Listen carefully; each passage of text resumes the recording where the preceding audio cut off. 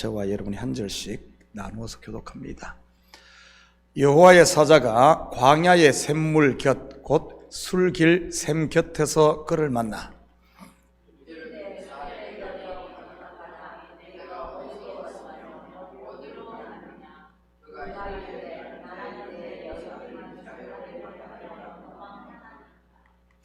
여호와의 사자가 그에게 이르되 내 여주인에게로 돌아가서 그 수하에 복종하라.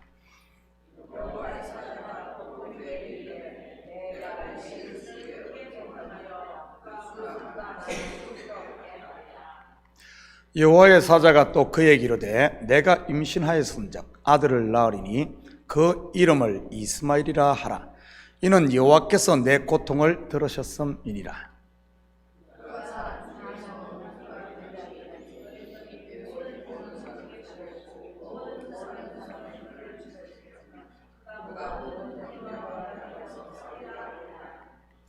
하갈이 자기에게 이르신 여호와의 이름을 나를 살피시는 하나님이라 하였으니 이는 내가 어떻게 여기서 나를 살피시는 하나님을 배웠는고 함이라.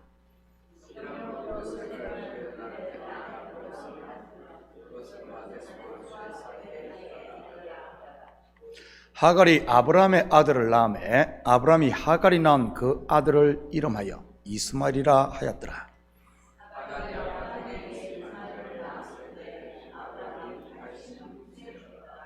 아멘. 좋은 아침입니다. 우리가 성경을 볼 때 자칫 조심해야 하는 것 중 하나가 바로 이원론입니다. 여기서 이원론이란 모든 것을 둘로 분리해서 보는 것을 말합니다.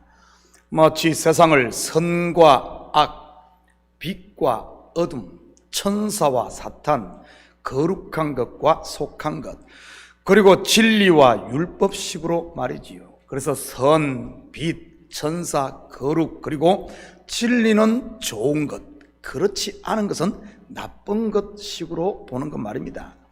성경을 겉으로만 보면 이것이 맞는 것처럼 보입니다. 그런데 조금만 더 깊이 들여다보면 그렇지 않음을 우리는 쉽게 발견하게 되지요.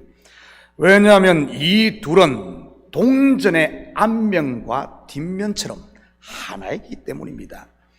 율법과 진리도 마찬가지인 것이고요.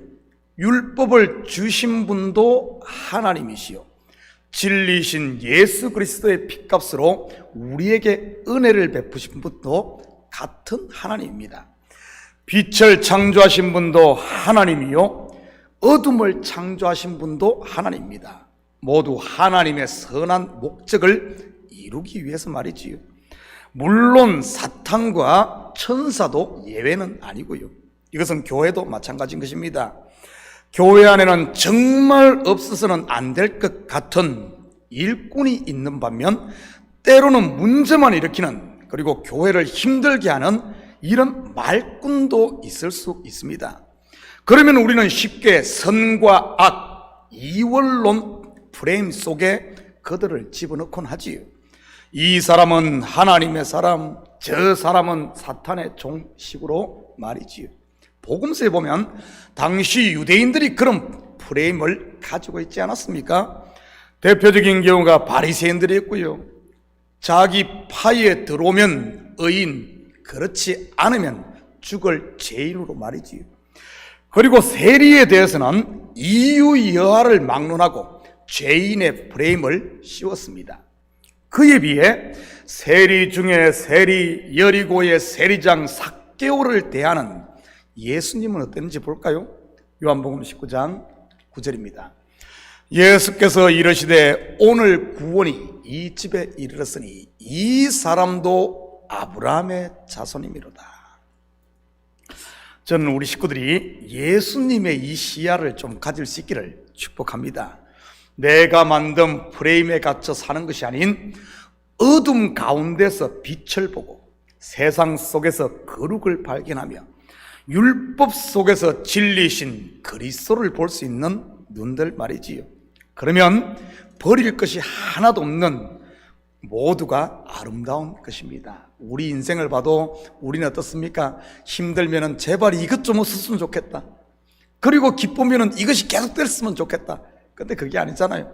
사실 우리가 힘든 가운데 소망이란 것을 발견하고 그 고난 가운데 우리가 맺어야 할 성령의 열매, 인내가 바로 거기서 맺히는 것 아닙니까? 우리가 모든 것이 뜻대로 다 풀린다면 우리에게는 아마 성령의 열매가 단 하나도 맺히지 않을 겁니다. 전쟁 가운데 우리가 평화의 값어치를 아는 것이지 항상 평화 가운데 어떻게 평화의 값어치를 우리가 알 수가 있겠습니까? 오늘 본문이 바로 그것을 보여주고 있는 것입니다. 애굽에서 얻은 사례의 여종 하갈, 자기가 아브라함의 아들을 임신한 사실을 알자 여주인을 멸시하며 기고만장해집니다. 한마디로 팔에 안장 하나 채워주니 눈에 보이는 게 없는 그런 경우이지요. 그러다가 한순간 쫓겨나 도망하는 신세가 되고요. 그러면 우리는 쉽게 이렇게 정죄하거나 판단할 수 있습니다. 그러면 그렇지, 내 그럴 줄 알았어. 못 올라갈 나무는 쳐다보지도 말아야지. 에이 꽃이다 식으로 말이지. 그런데 하나님은 어떨까요? 7절입니다. 여호와의 사자가 광야의 샘물 곁 곧 술길 샘 곁에서 그를 만나. 여기에 나오는 술길은 수르 광야를 말하는 것입니다. 수르 광야는 출애굽한 이스라엘이 제일 먼저 만나게 된 곳이고요.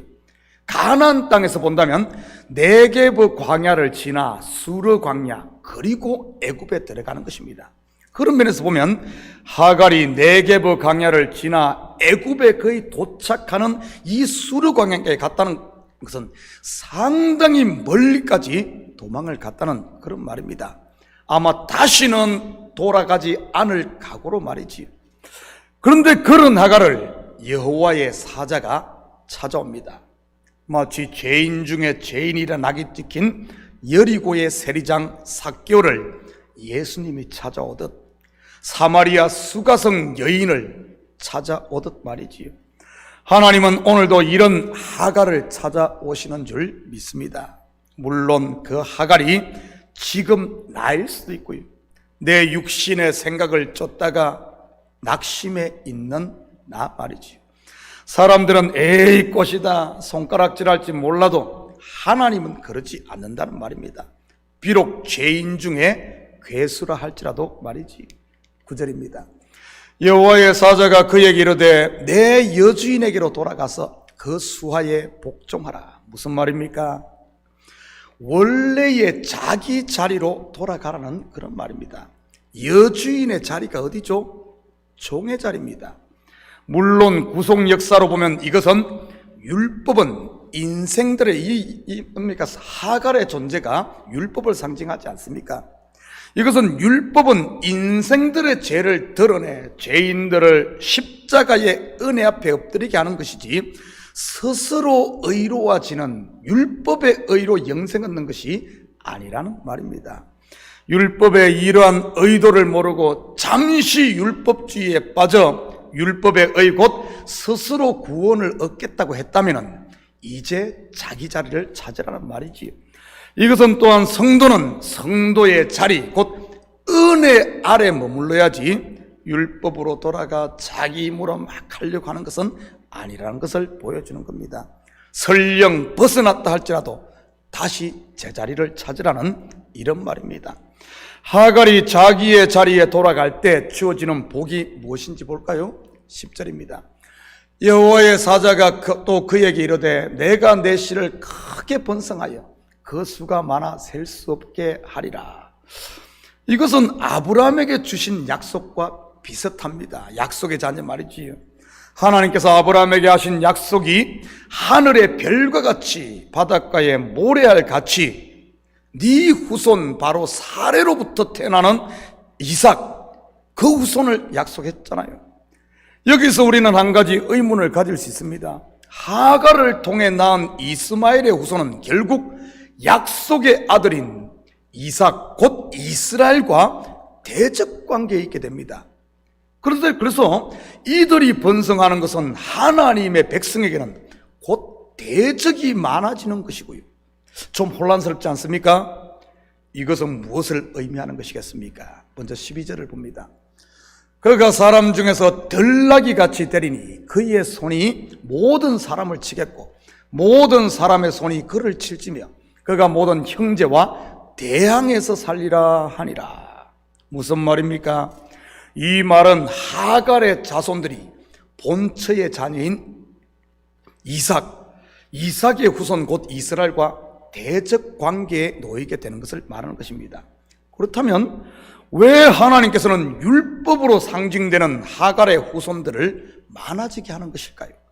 앞에서 하갈의 아들 이스마엘은 율법을 상징한다고 했잖아요. 결국 율법이 번성한다는 말이 무슨 뜻이겠습니까? 여러분, 율법의 목적이 뭐죠? 바로 인생들의 죄를 드러내는 겁니다. 그렇다면 우리의 죄를 드러내는 이유는요, 하나님이 왜 창피스럽게 우리를 벌거벗게 만듭니까? 아담과 하와의 눈을 열어 벌거벗게 만듭니까? 왜 우리의 죄를 드러내는 것일까요? 로마서 5장 20절 21절입니다. 율법이 들어온 것은 범죄를 더하게 하려 함이라. 그러나 죄가 더한 곳에 은혜가 더욱 넘쳤나니 이는 죄가 사망 안에서 왕노릇한 것 같이 은혜도 또한 의로 말미암아 왕노릇하게 하여 우리 주 예수 그리스도로 말미암아 영생에 이르게 하려 함이라. 뭐죠? 하나님의 은혜를 넘치게 하기 위해서, 그래서 영생에 이르게 하기 위해서 우리의 죄를 드러내는 것입니다. 무슨 말입니까? 오늘 본문과 연계해서 보면 하갈의 소생 곧 이스마엘의 후손들이 많아지는 것은, 다시 말해 이스라엘의 대적들이 많아지는 것은 곧 하나님의 백성에게는 저주가 아니라 그게 복이라는 말입니다. 여러분 인생 삶에 어려움이 많습니까? 걸림돌이 많습니까? 교회 가운데 시험이 많습니까? 우리는 쉽게 이원론으로 이 교회가 기도하지 않아서 그래, 이 교회가 은혜가 없어서 아니라는 거예요. 여러분 삶에 고난이 많습니까? 내가 저주받아서 그런 거예요? 우리는 원래 저주 아래 태어났어요. 그게 아니라는 겁니다. 그걸 통해, 고난을 통해 하나님의 은혜를 더 넘치게 하기 위해서, 시험을 통해 이 교회를 더 정금 같은 신앙으로 만들기 위해서. 왜냐하면 하갈의 후손 곧 대적들로 인해 이스라엘이 온전히 하나님만 의지하는 참 이스라엘 되게 하기 위해 이 하갈의 후손들이 많아졌다는 겁니다. 어둠이 짙을수록 빛이 더 밝은 빛으로 드러나게 되는 것이지요. 이스마엘 곧 율법을 통해 이삭 곧 은혜가 은혜되게 한다는 말입니다. 이것은 지금 우리의 삶이나 아니면 교회도 마찬가지인 것이고요. 저는 우리 식구들이 주위 환경만을 바라보며 왜 나만 이런다고, 왜 나만 힘드냐고 불평하지 마시고, 이 환경을 통해 나에게 말씀하시는 하나님의 음성을 들을 수 있기를 축복합니다. 사도 바울의 고백처럼 말이지요. 고린도서 12장 8절에서 10절입니다. 이것이 내게서 떠나가게 하기 위하여 내가 3번 주께 간구하였더니 나에게 이러시기를 내 은혜가 내게 족하도다. 이는 내 능력이 약한 데서 온전하여짐이라 하신지라. 그러므로 도리어 크게 기쁨으로 나의 여러 약한 것들에 대하여 자랑하리니 이는 그리스도의 능력이 내게 머물게 하려 함이라. 그러므로 내가 그리스도를 위하여 약한 것들과 능욕과 궁핍과 박해와 공고를 원망하노니가 아니라 오히려 기뻐하노니 이는 내가 약한 그때에 가장 강함이라. 여러분 같으면 내가 낳은 자식이 모든 사람을 치고 모든 사람의 손이 그를 친다고 하면 어떻게 반응하겠습니까? 하나님 어떻게 그러실 수가 있습니까? 하지 않겠어요? 그런데 이 하갈의 반응이 어떤지 볼까요? 13절입니다. 하갈이 자기에게 이르신 여호와의 이름을 나를 살피시는 하나님이라 하였으니 이는 내가 어떻게 여기서 나를 살피시는 하나님을 배웠는고 함이라. 무슨 말입니까? 하갈이 자기의 위치를 올바로 알았다는 그런 말입니다. 나를 살피시는 하나님, 나를 살피시는 하나님, 곧 율법은 나를 살피라고 주신 것이라는 사실입니다. 율법을 가지고, 하나님의 말씀을 가지고 다른 사람에게 잣대를 대고 정죄하고 심판하는 것이 아니라 하나님의 말씀을 가지고 나를 살피고 나를 보라는 것이죠. 곧 율법은 나를 살피라고 주신 것이라는 거죠. 그래서 다시 그 먼 광야를 지나 이 하갈은 여주인 사레에게 돌아간 것 아니겠습니까? 이 진리를 바로 알았기 때문에 말이지요. 스스로는 하늘의 의를 얻을 수 없는 죄인임을 알아 의의 옷을 입혀주시는 예수 그리스도의 은혜 앞으로 이끄는 몽학선생이라는 것은 자기의 실체를 바로 안 겁니다.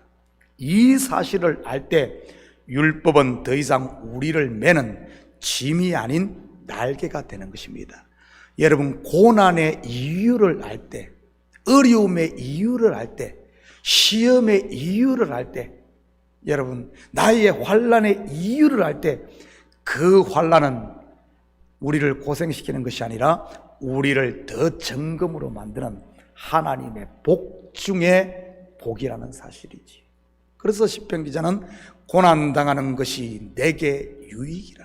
그 사실을 깨닫지 못하면 고난은 나를 골탕 먹이는 원수가 되지만 그 사실을 깨닫는 순간 고난은 유익이 되는 겁니다. 사랑하는 성도 여러분, 오늘 하루도 육신에 매여 종노릇하지 마시고 하나님의 은혜 안에 돌아감으로 하나님께서 주시는 가벼운 하늘의 멍에 곧 날개를 달고 여러분 삶의 현장에서 악에게 지지 말고 선으로 악을 이기며 사는 이런 오늘도 성도로 사는 정인으로 사는 복된 하루 되시기를 예수님의 이름으로 축복합니다. 같이 기도하십시다. 사랑의 아버지 하나님, 참으로 감사를 드립니다. 맞습니다. 우리가 주님을 바로 알지 못해 주님께서는 복으로 주셨는데도 우리는 그걸 복으로 받지 못하고 저주로만 받고 있지는 않습니까? 아버지 하나님, 우리의 눈을 열어 나를 살피시는 하나님, 나를 살피게 하시고 하나님께서는 우리에게 매 순간순간 하나도 버릴 것이 없이 가장 좋은 것을 주시는 하나님임을 믿음의 눈으로 알게 하시고 어떤 환경에 있든지 감사하며 찬양하며 우리를 향한 주님의 그 사랑을 깨달아 아버지 하나님, 세상이 폭풍친다 할지라도 그 세상 가운데서도 아버지 하나님 은혜와 평강의 하나님 나라를 누리며 사는 우리 성도들 다 되게 도와주시옵소서. 이 새벽도 간과한 기도 제목마다 주님 들으시는 줄 믿사오니 두려워하지 말고 아버지 하나님 마음을 온전히 주님 앞에 쏟아놓는 이 새벽 되게 도와주시옵소서. 감사드리며 예수님의 이름으로 기도드립니다. 아멘.